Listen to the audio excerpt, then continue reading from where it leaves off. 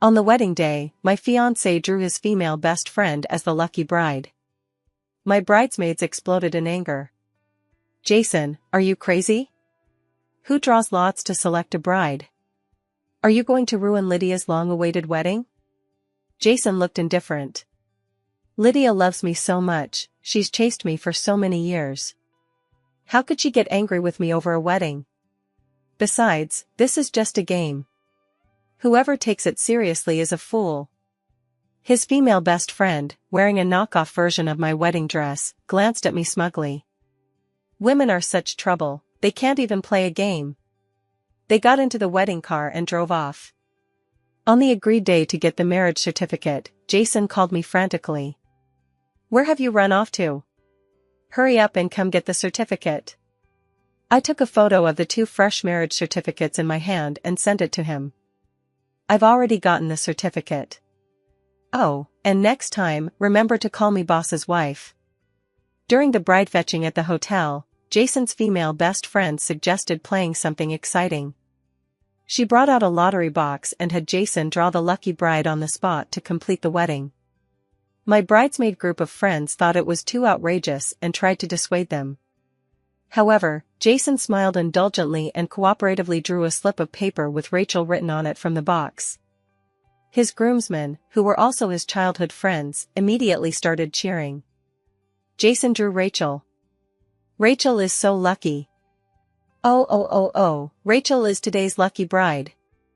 Rachel, wearing the same style wedding dress as mine, proudly lifted her head and put her hands on her hips, like a gracious princess. Jason, you're lucky. Your dad will give you face today and be your bride for a day. My friends and I stood aside with dark expressions. Today is my wedding, what are they trying to do? My good friend Luyu, with a livid face, couldn't help but stand up for me. Are you guys okay? What kind of joke is this? Today's bride is Lydia, how can you act like this? Have some shame, okay? Exactly, even jokes have limits. Today is Lydia and Jason's serious big day, playing a few small games to liven things up is fine.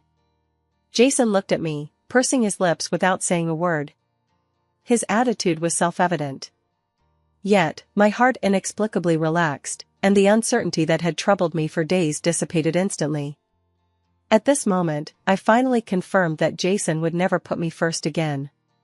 So I smiled and nodded, okay, let her be the bride, and we'll break up with no further involvement. Hearing me say this, Jason became anxious. This is just a game, it's all fake. Why make it so ugly? I couldn't help but sneer. Was this ugliness caused by me? He was even trying to morally blackmail me? Rachel immediately reddened her eyes, biting her lip as she looked at Jason. Jason, tell me, have you gotten a wife and forgotten your dad? Are you throwing away our years of friendship just like that? Seeing Rachel aggrieved, Jason's groomsmen immediately stopped working. Some hurriedly coaxed Rachel, while others reminded Jason to own up and not be such a sore loser. Others indirectly criticized me to vent for Rachel. Rachel is the one we've spoiled growing up, don't compete with her for attention. Exactly, sister-in-law, it's just a game. Blame your bad luck that Jason didn't draw you. There were no family or relatives of mine at the scene, only a few friends. They wanted to argue reasonably but were held back by me. I was already too lazy to argue with these people with twisted values, it was meaningless. Jason's gaze toward me carried a hint of displeasure, as if I was the unreasonable one. My fingertips clenched white, and my throat felt blocked by a wad of cotton. I suddenly felt it was quite pointless.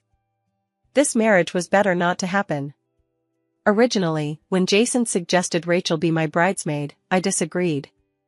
But he said they grew up together with deep feelings and wanted Rachel to participate fully in his wedding. Under his persistent coaxing, I swallowed my refusal. A month before the wedding, he took me to a gathering of their childhood friends. As soon as they met, Rachel hooked Jason's neck and boldly kissed him. Dog son, did you miss me? Come give Dad a kiss. They all acted as if it was normal, and the group laughed and teased. Ha ha ha, sister-in-law, don't mind, we grew up bare-bottom together. If they had ideas, there wouldn't be anything for you. Yes, Rachel is pure bros with us, pure brothers. Rachel pretended to be bold and put her arm around my shoulder, pinching my butt hard. In a sleazy tone, she said, "Daughter-in-law, don't be angry. If this dog's son Jason dares to bully you in the future, Dad will stand up for you." Such offensive behavior disgusted me. My eyes darkened as I tried to push her away. Unexpectedly, Rachel suddenly slapped my chest. I gasped lightly in pain. She immediately winked at the others, smirking teasingly, "Damn Jason, eating so well?" Previous people plant trees for later ones to enjoy the shade, who knows how many have worked hard for this big dish, and in the end, it benefits you, kid. Listen to daughter-in-law's cry, must have practiced a long time to get that. Jason completely missed my embarrassment and anger.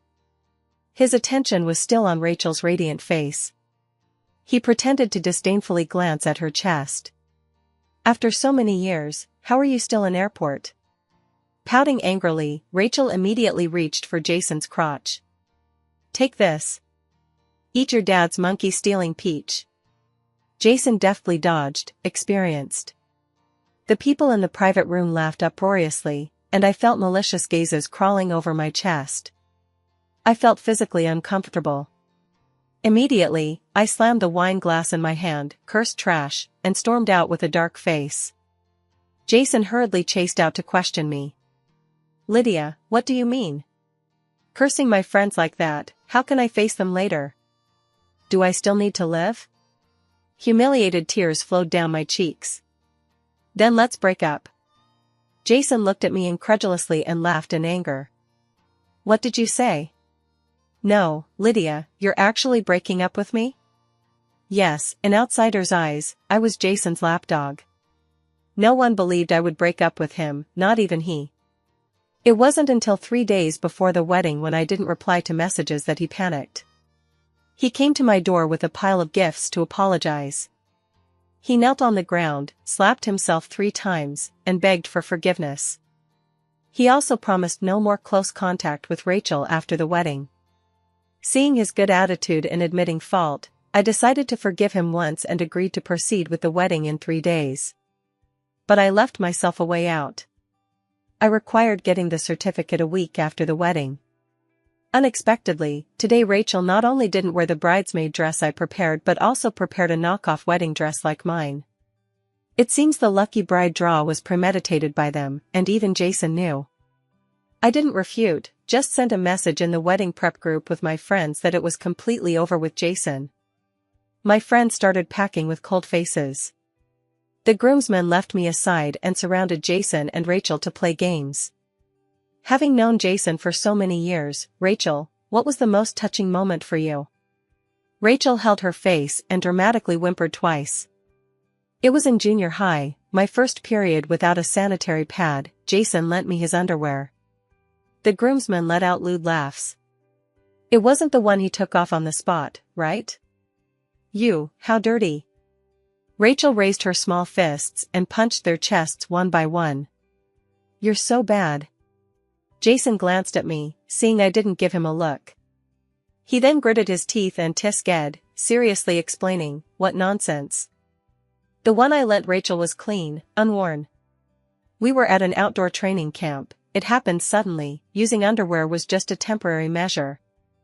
Upon hearing this, another round of laughter erupted, making my head spin. I sighed, went to the hotel bathroom to change out of the wedding dress. When I came out, their game continued. "May I ask, what was your most exciting time?" Jason was still frowning in thought when Rachel spoke first again. "Last month, Jason got drunk and wanted a woman. I gave him my underwear as a bedside maid." "Dog son, say, isn't your dad righteous enough?" As soon as this was said, the room fell silent. My hand paused. How many more lies of his did I not know? So, that extra A-cup pink underwear at Jason's house was Rachel's. When I returned from a business trip and found it, I questioned him. At first, he said he bought it for me. But my bust is D, and this underwear had obvious wear marks. Finally, he insisted it was left by his sister who stayed for a while. Jason realized what Rachel said and hurriedly covered her mouth. His tone unconsciously carried anger. "What nonsense are you saying?" But Rachel licked his palm with her tongue. Seeing his intense reaction, Rachel got more excited. "You guys don't know, right? Together for 3 years, this dog's son guarded such a big piece of fat meat without eating it. So useless. That day he got drunk and made a fuss for a woman. I had no choice. Ha ha ha ha ha." Then, at Rachel's eye signal, everyone directed their gazes to my chest. Whistles and ambiguous laughter erupted like a tsunami in my ears. I felt my stomach churning. Truly disgusting to the extreme. Before, I thought Jason's friends just lacked boundaries. Unexpectedly, they were rotten to the core. And Jason? With such a female best friend and such childhood friends, what good could he be? Fortunately, over these years, I held my bottom line and didn't give myself to him. Probably seeing me about to hand my latter half of life to such scum, my parents in heaven were anxiously turning in circles, allowing me to see his true face in time and stop the loss promptly. Jason saw I was silent, knowing I was extremely unhappy. He urged others to take Rachel down first. Seeing I had no intention of arguing loudly with him, he visibly relaxed.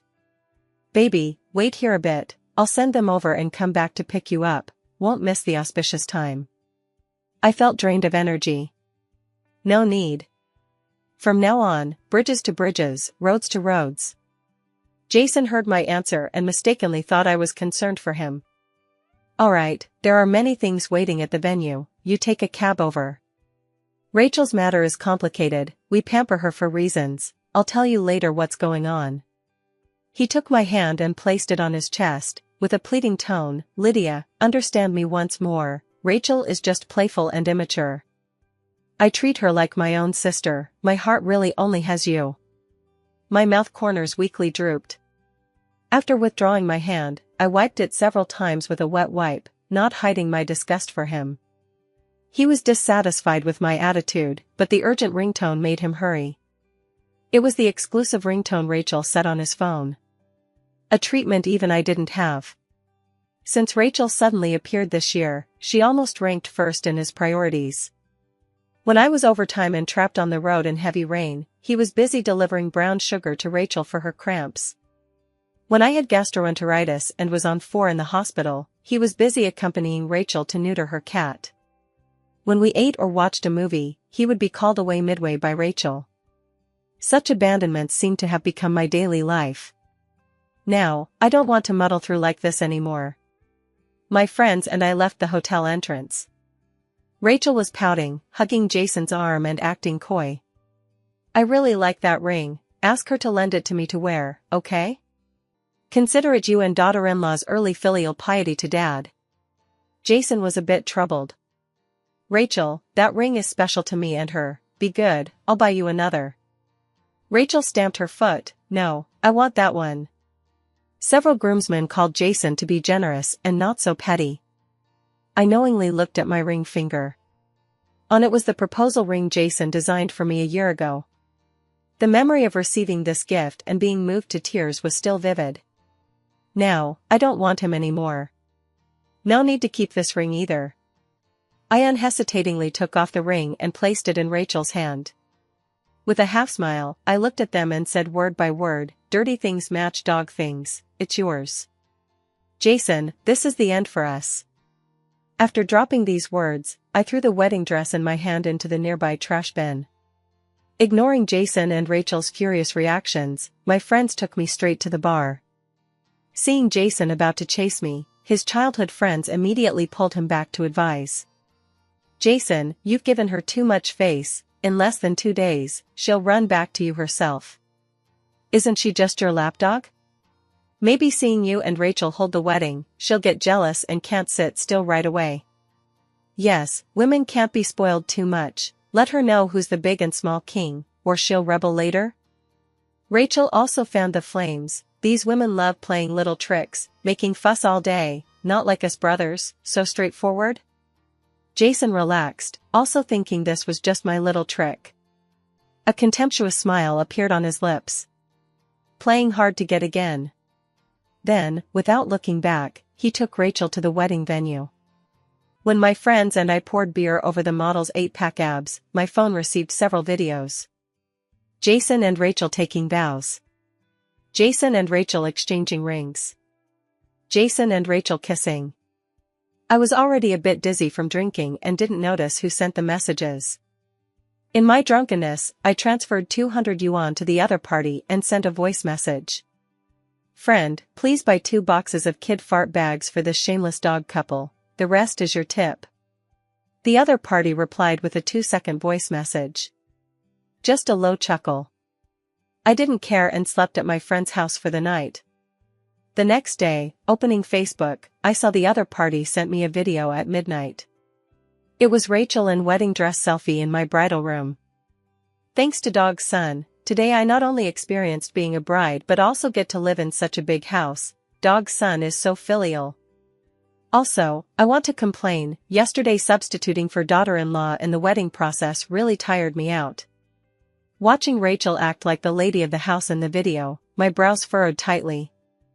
This was the house my parents prepared for me before passing.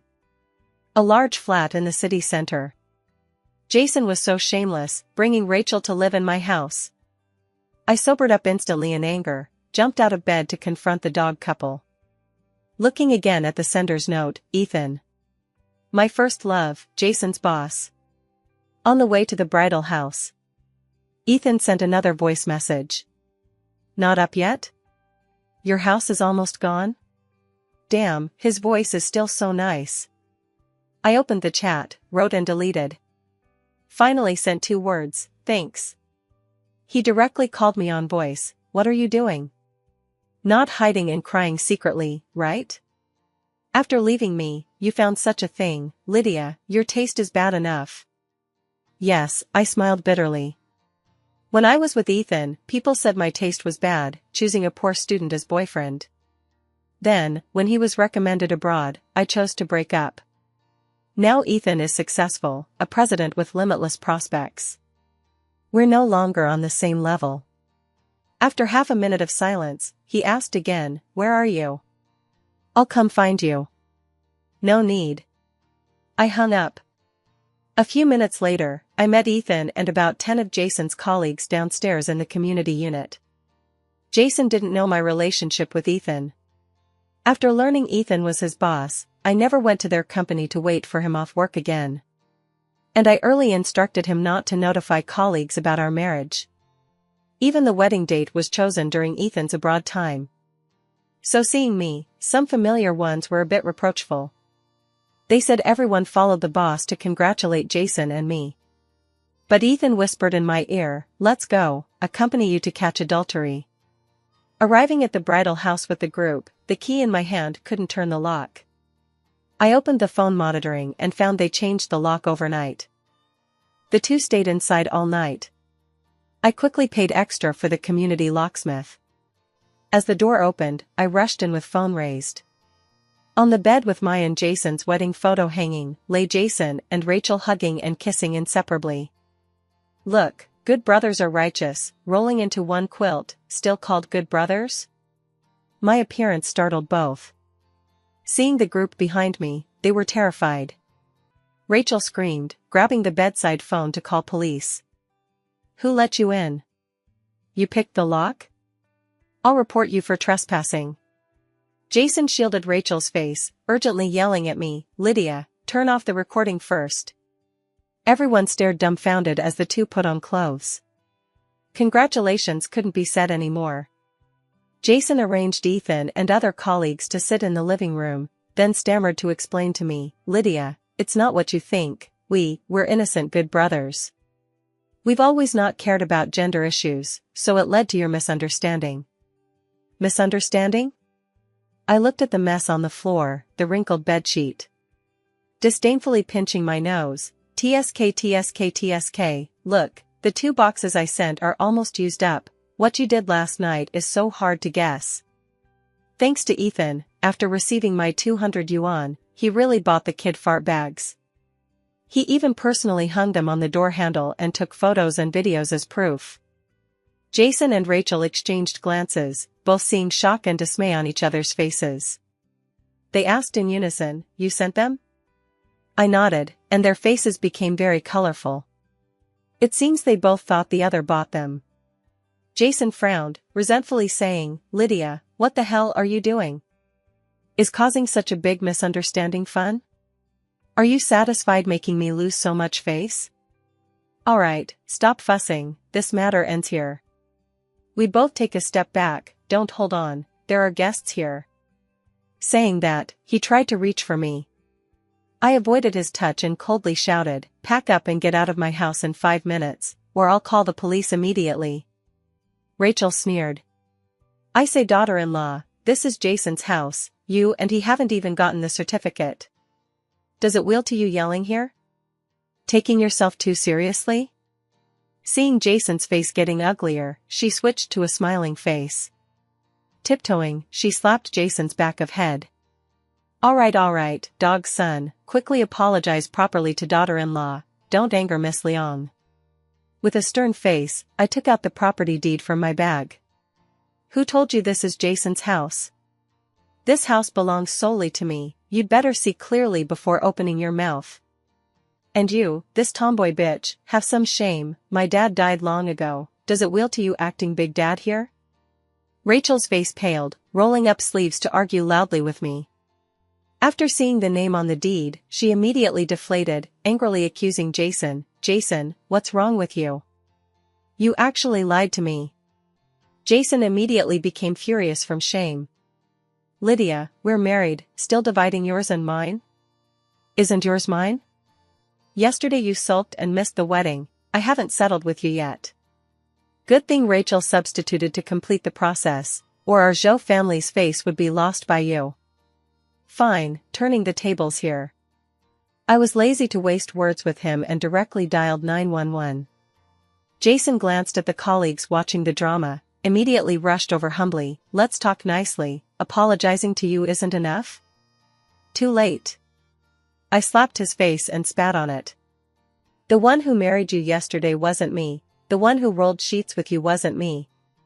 Moreover, we haven't gotten the certificate, who gave you the face to bring a mistress to live in my house? Haven't you disgusted me enough? Jason, listen well, we've broken up. Get out of my house now immediately." Jason seemed never to have thought I'd make him lose face like this. Social death in front of boss and colleagues. His face was frighteningly pale, veins bulging on his head. Almost gnashing teeth, he asked me, "Lydia, must you make it to this point? Satisfied only when I've lost all face and ruined? When did you become so unreasonable?" Ethan, who had been watching from the side, finally spoke. "Jason, this is your problem, we've seen clearly since entering. Since she's made it clear, why are you still lingering?" Seeing Ethan say this, others started chattering complaints. "Yes, how dare you bring a mistress to live in someone else's house? Still ex-girlfriend's house, shameless enough. Didn't expect Jason manager to be this kind of person." Contemptuous and mocking gazes scanned the two like searchlights. Jason clenched fists, weakly trying to explain but couldn't say anything coherent for a long time. Rachel was like a repeater, repeating, "We're good brothers who grew up together, pure bros, I'm not a mistress." Hearing her say this, some female colleagues with boyfriends angrily stood up. Didn't they know what so-called female brothers were about? Shameless people are invincible, what good brothers, a man and woman under brother's banner, everyone knows what they're doing. Mistress called female brother can openly hug and kiss? Listening aside, I couldn't help but curl my lips. Unexpectedly, Rachel suddenly grabbed the fruit knife from the table and stabbed at me. Before I reacted, Ethan had spread his arms to block in front of me. The fruit knife inserted into his scapula, red liquid surging out, quickly dyeing his white shirt a glaring blood color. Just then, police arrived, with witnesses and evidence present. Jason and Rachel were taken to the police station. I couldn't care about others, hurriedly drove Ethan to the hospital. Seeing my hands slightly trembling on the steering wheel, Ethan in the back seat smiled. "My shoulder injury is fine, if it hurt your face, that would be a pity." Long swirling tears burst out, I cursed at him. She was hurting me. Why did you block? Almost hit your carotid artery, do you know? We have no relation anymore. I'm not worth you doing this. I'm not worth it. Why are you so stupid? Probably pulling the wound, he hissed. Then calmly said, Lydia, don't cry, I'm fine. Being injured for you, I feel honored. If you really feel bad, then come get a marriage certificate with me. My gaze slightly stunned, I whispered, madman. Looking at that pale smiling face in the rearview mirror. In a daze, I seemed back to 18 years old. Ethan fought desperately with the robber for me for a long time. Finally lying scarred on the stretcher, still comforting me not to cry. I worried about his injury, also afraid of delaying his college entrance exam, crying heartbroken aside. He smiled like that then. Later, before the exam, we got together. And as wished, got into university in the same city. In sophomore year, his class advisor secretly found me. He told me Ethan had an abroad exchange opportunity but hesitated for me. Moreover, Dad told me, as long as I was with Ethan, he'd never have a chance to stand in the industry. Ethan was an orphan, he could only rely on himself. I knew he had his ambitions. I loved him, shouldn't be his obstacle. But I couldn't abandon my liked major to follow him abroad. So I proposed breakup to Ethan. He red-eyed grabbed my shoulders asking, why break up? We agreed to never separate for life. I saw aside Jason about to drop out and go home for unpaid tuition. Pointing at him, I fell for him. Ethan looked at Jason with washed-out clothes, thin and dark, still bowing to teacher begging. Stunned for seconds, then with crying voice asked me, him? Where is he better than me? He's poor, look how poor he is, doesn't he need this Mrs. Salvation? You understand? I naturally overflow with love, like dealing with you poor people, so now I'm irresistibly in love with him. Ethan almost shattered. I knew he wouldn't believe easily. So I approached Jason, playing the dutiful lapdog by him. Paid his tuition, monthly living expenses, fetched meals, delivered water. I told him this was to shake off ex-boyfriend, just didn't tell Ethan's name. After Ethan went abroad, I still timely gave Jason living expenses but never approached him again. In junior year, he confessed to me, I refused. After graduation, my family suffered misfortune, parents passed, family business gone. Then I was dazed, almost couldn't hold on. Jason accompanied me running around handling things. At class reunion, he confessed publicly again. He whispered begging me, for his face, don't refuse. I nodded, said good, but others misunderstood as agreeing. Thus, we became nominal boyfriend-girlfriend. After Jason worked, very hard-working and lucky, he earned money, no longer the poor student unable to pay tuition. He pursued me passionately, courted me. I still couldn't truly love him. Even the proposal, I had to accept for his face. So I was never his lapdog, it was he who licked me into his hands but didn't cherish. Perhaps his heart always had Rachel, for me, only conquest desire. And what he conquered wasn't me, but my former misidentity who sponsored him. Beautiful, wealthy, kind, shining, enough to satisfy his vanity grown wildly from inferiority. Ethan's injury affected tendons and bones, but fortunately not too serious. After doctor cleaned and bandaged, instructed no strenuous exercise for this period to avoid tearing the wound. Ethan asked somewhat worriedly, then how do I eat? I tentatively asked, shall I hire an aunt for you? He shook his head, just gazing intensely at me. Under his bewitchment, I packed and went to his house to stay temporarily. My wedding leave wasn't over, no need to go out to work. Ethan said he was recuperating at home but still secretly worked. We agreed, during my leave, I'd care for his daily meals and living. He said I could freely enter any corner of his house, except his bedroom. I rolled my eyes, as if I really wanted to go in. During this, my and his phones rang frequently. Mostly Jason calling. He admitted fault to me, asked forgiveness. He begged Ethan to issue forgiveness letter for Rachel.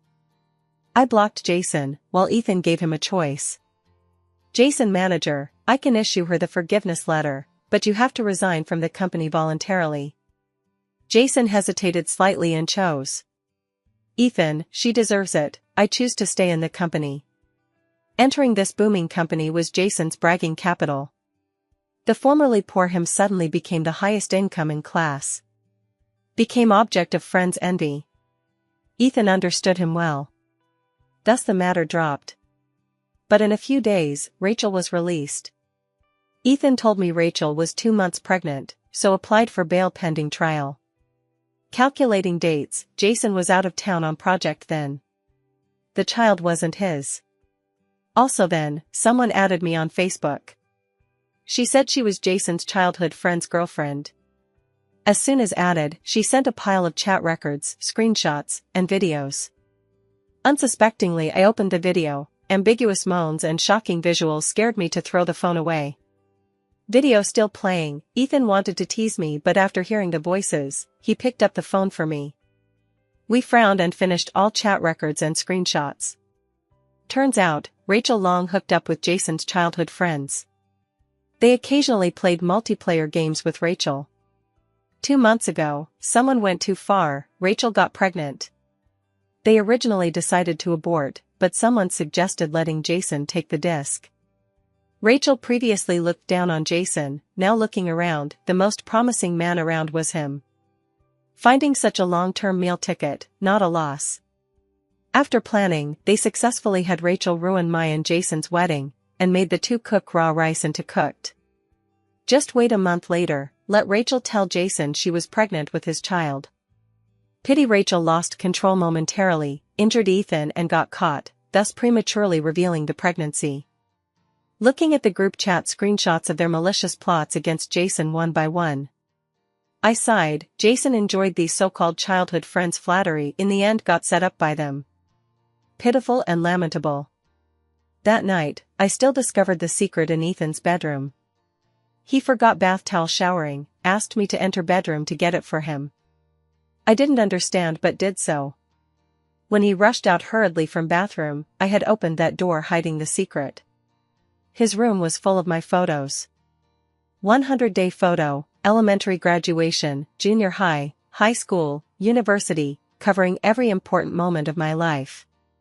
Even on his bed, there was a life-size body pillow of me. On a person-high shelf, full of various little things I gave him before.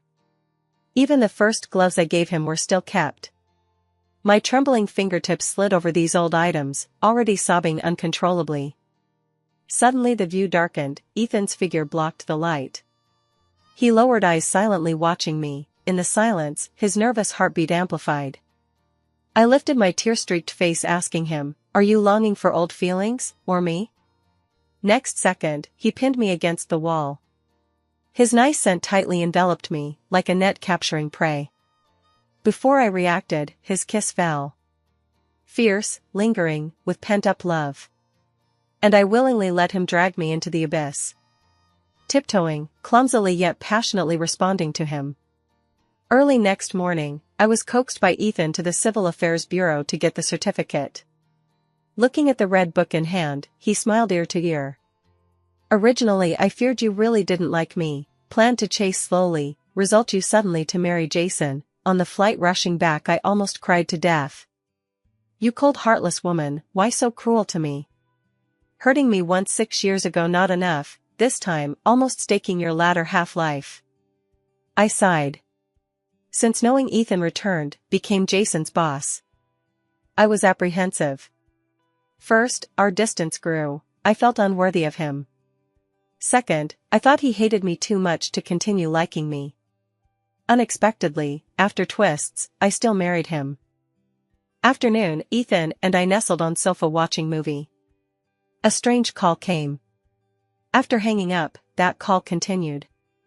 After blocking, another strange call came. I was really tempered out.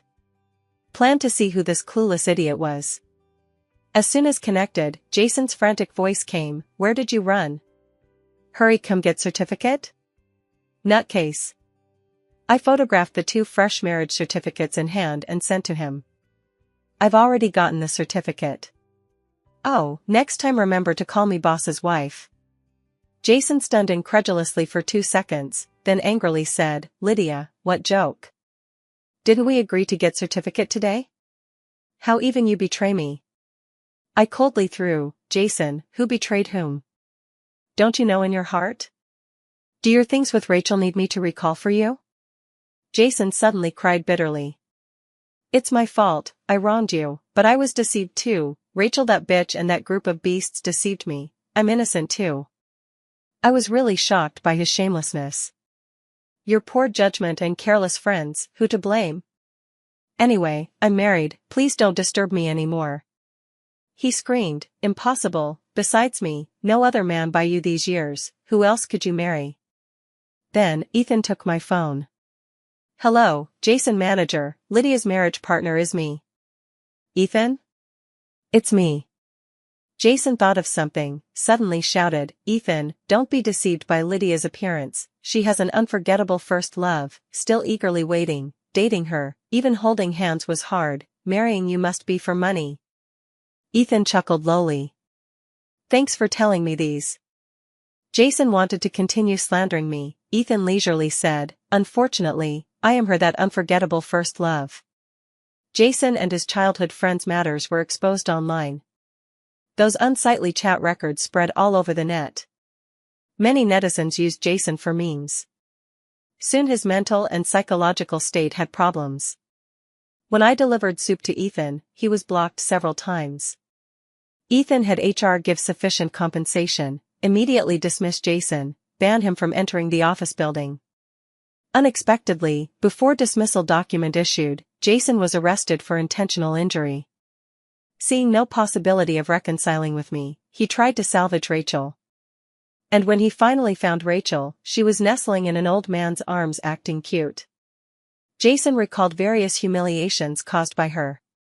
Momentarily blood rushed to head, eyes bloodshot. He swung the nearby fire extinguisher rushing over, fully smashing Rachel's head countless times. Until she was bloody and unrecognizable. When subdued and dragged away by police, he laughed miserably yet wantonly.